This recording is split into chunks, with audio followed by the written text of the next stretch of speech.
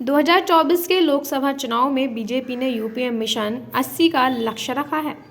2014 और 2019 की तरह इस बार भी बीजेपी को उम्मीद है कि यूपी के सहारे वो दिल्ली की कुर्सी पर तीसरी बार काबिज होगी। इस लक्ष्य को हासिल करने के लिए बीजेपी जोर आजमाइश में जुटी है। बीजेपी लगातार मिशन 80 के लिए अपने सांसदों का इंटरनल सर्वे करा रही है। इस बार बीजेपी ने लगभग 3 महीने पहले ही अपने इंटरनल सर्वे शुरू कराए। पार्टी सूत्रों की माने तो अब तक 2 इंटरनल सर्वे किए जा चुके हैं। इस सर्वे की रिपोर्ट 3 बातों के आधार पर बनाई गई है। इस सर्वे के आधार पर ही बीजेपी 2024 में अपने लगभग 22 सांसदों के टिकट काट सकती है। पहला, सांसदों की उनके संसदीय क्षेत्र में परफॉर्मेंस। दूसरी, सांसदों की उनके लोकसभा क्षेत्र में लोकप्रियता।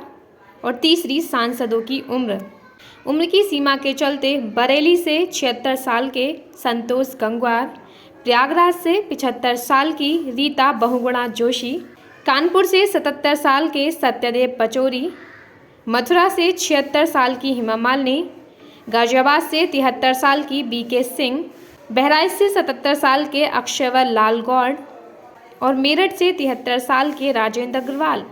वहीं परफॉर्मेंस और क्षेत्र में कम लोकप्रियता के चलते अकबरपुर से देवेंद्र सिंह भोले, बांदा से आर.के. पटेल, फूलपुर से केसरी देवी पटेल, कुशीनगर से विजय दुबे, बाराबंकी से उपेंद्र रावत, फर्रुखाबाद से मुकेश राजपूत, हाथरस से राजवीर दिलेर, मछली शहर से बीपी सरोज, भदोही से रमेश चंद्र बिंद, प्रतापगढ़ से संगम लाल गुप्ता, पीलीभीत से वरुण गांधी, केसरगंज से ब्रजभूषण शरण सिंह, सुल्तानपुर से मेनका गांधी, हरदोई से जयप्रकाश रावत इन सांसदों के टिकट कट सकते हैं।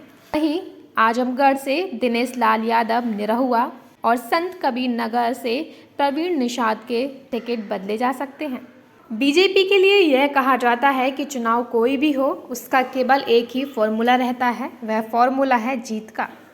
इसके लिए बीजेपी अपने वर्तमान जनप्रतिनिधियों के टिकट काटने में कोई गुरेज नहीं करती। दूसरे दलों से आए लोगों को टिकट देने में भी देरी नहीं करती। हालांकि 2024 के लोकसभा चुनाव में बीजेपी एक बार फिर अपने 2014 और 2019 के पुराने सफल फॉर्मूले को आजमाने जा रही है। दरअसल बीजेपी इस बार भी सरकार के कुछ मंत्रियों और विधायकों को चुनाव मैदान में उतारने की तैयारी कर रही है।